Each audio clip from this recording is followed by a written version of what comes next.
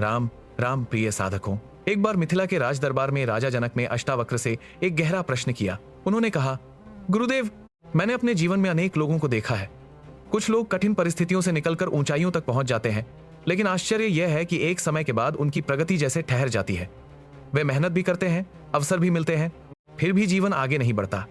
इसका वास्तविक कारण क्या है? अष्टावक्र कुछ क्षण मौन रहे, फिर उन्होंने सामने बहती नदी की ओर संकेत करते हुए कहा, राजन, जब नदी का प्रवाह धीमा पड़ता है तो लोग पानी को दोष देते हैं, जबकि कारण अक्सर उसके मार्ग में जमा हुई रुकावटें होती हैं। मनुष्य की उन्नति भी ऐसी ही है। बाहर दिखाई देने वाली बाधा से पहले भीतर कोई अदृश्य अवरोध जन्म ले चुका होता है। यदि इसे समझना चाहते हो तो एक कथा सुनो। एक गांव में नंदित नाम का युवक रहता था। उसके पास न धन था, न बड़ा परिवार और न कोई विशेष पहचान, लेकिन उसके भीतर एक दुर्लभ आदत थी। दिन समाप्त होने से पहले वह स्वयं से पूछता था, क्या आज मैंने कल से कुछ बेहतर सीखा? यदि उत्तर नहीं होता तो अगले दिन वह स्वयं को सुधारने का प्रयास करता। यही छोटी सी आदत धीरे धीरे उसके व्यक्तित्व की सबसे बड़ी शक्ति बन गई। समय बीतता गया, लोगों ने उसके व्यवहार पर विश्वास करना शुरू किया।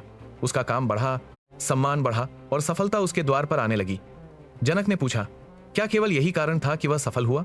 अष्टावक्र मुस्कुराए और बोले, नहीं राजन, परिश्रम अनेक लोग करते हैं, लेकिन जो व्यक्ति सफलता मिलने के बाद भी स्वयं को विद्यार्थी समझता है, वही वास्तव में आगे बढ़ता है। कुछ वर्षों बाद नंदित के पास धन भी था और प्रतिष्ठा भी। अब लोग उससे सीखने आने लगे। यहीं उसके भीतर एक ऐसा परिवर्तन आरंभ हुआ जिसे किसी ने नहीं देखा। उसे लगने लगा कि अब उसे किसी की सलाह की आवश्यकता नहीं रही। एक दिन उसका वृद्ध आचार्य उससे मिलने आया। उन्होंने कहा, पुत्र, जीवन की सबसे कठिन परीक्षा सफलता प्राप्त करने से पहले नहीं, बल्कि सफलता मिलने के बाद आरंभ होती है।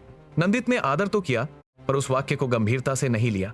उसके मन में पहली बार यह विचार उठा कि अब मैं स्वयं पर्याप्त जानता हूं। अष्टावक्र बोले, राजन, यही वह क्षण था जब पहली अदृश्य गांठ बंध गई। मनुष्य की प्रगति उसी दिन नहीं रुकती, लेकिन रुकने की शुरुआत उसी दिन हो जाती है जिस दिन वह सीखना छोड़ देता है। ज्ञान तभी तक जीवित रहता है जब तक विनम्रता जीवित रहती है। जहां अहंकार प्रवेश करता है, वहां सीखने की क्षमता धीरे धीरे समाप्त होने लगती है। समय आगे बढ़ा, नंदित की प्रसिद्धि और बढ़ गई। लोग उसकी प्रशंसा करते, उसका सम्मान करते। अब जब कोई उसे सुझाव देता तो वह सुनता अवश्य था, पर मन से स्वीकार नहीं करता था। उसे लगता था कि मेरे अनुभव से बड़ा कोई अनुभव नहीं। जनक ने पूछा, क्या यही अहंकार है? अष्टावक्र बोले, सबसे खतरनाक अहंकार वह नहीं जो ऊंची आवाज में बोलता है, बल्कि वह है जो मन ही मन कहता है, अब मुझे सब ज्ञात है।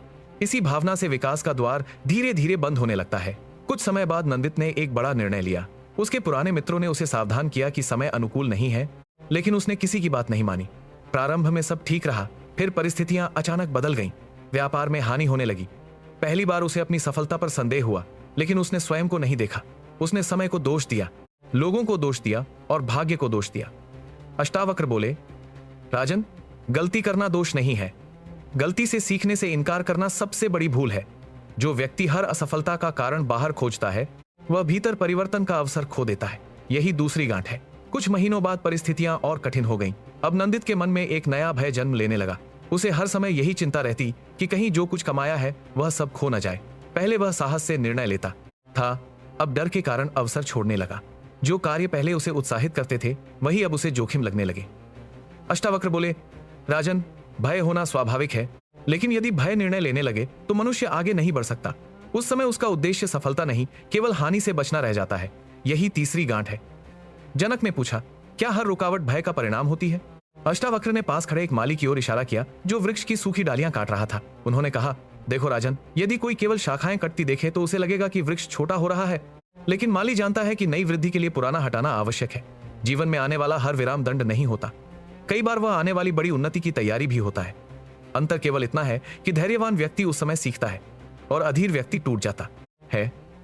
कुछ समय बाद नंदित का काम फिर संभलने लगा। परिस्थितियां पहले जैसी कठिन नहीं रहीं, लेकिन उसके भीतर अब पहले वाला उत्साह नहीं था। उसने अपने कार्य का उद्देश्य बदल दिया था। जहां पहले वह लोगों के जीवन में मूल्य जोड़ने के लिए काम करता था, वहीं अब उसका लक्ष्य केवल अधिक धन कमाना रह गया था। एक दिन वो फिर अपने वृद्ध आचार्य के पास पहुंचा और बोला, गुरुदेव, मैंने मेहनत भी की, संघर्ष भी किया, फिर भी मेरी प्रगति बार बार क्यों रुकती रही? आचार्य ने शांत स्वर में केवल एक प्रश्न पूछा, जब तुमने अपनी यात्रा शुरू की थी तब तुम्हारा उद्देश्य क्या था? नंदित ने उत्तर दिया, स्वयं को योग्य बनाना। आचार्य ने फिर पूछा, और आज? नंदित मौन हो गया। उसी मौन में उसे अपने सभी प्रश्नों का उत्तर मिल गया। उसे समझ आया कि उसकी सबसे बड़ी भूल बाहर नहीं, भीतर हुई थी। उसने साधन को ही लक्ष्य बना लिया था। अष्टावक्र ने जनक की ओर देखकर कहा, राजन, मनुष्य की तरक्की पहले उसके भीतर रुकती है, बाहर नहीं।